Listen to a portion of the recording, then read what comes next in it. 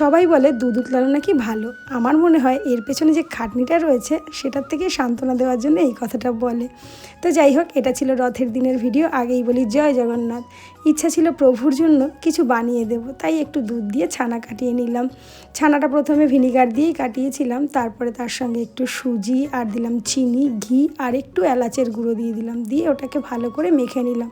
একটু ছানার জলও দিয়ে দিলাম, তবে জলটা একটু বেশি দেবে, আমার পেস্টটা না একটু শক্ত হয়ে গেছে, আর একটু নরম করবে পেস্টটা, তাহলে ভালো নরম হবে। তারপরে আমি এটাকে একটা বাটির মধ্যে এয়ার ফ্রায়ারের কাগজের মধ্যে সেট করে নিয়ে ওপর দিয়ে একটু চিনি ছড়িয়ে এয়ার ফ্রায়ারে বসিয়ে দিয়েছিলাম। 180 ডিগ্রি টেম্পারেচারে আমি 20 মিনিট বসিয়েছিলাম।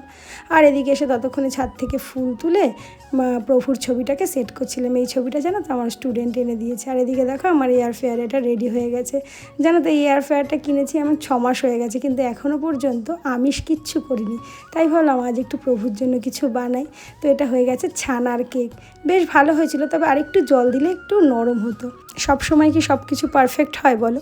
আর ভুল করলেই আমরা সঠিকটা সবসময় বুঝতে পারি। তো আজ এতটুকুই, আবার দেখা হচ্ছে তোমাদের সঙ্গে নেক্সট ভিডিওতে। টাটা।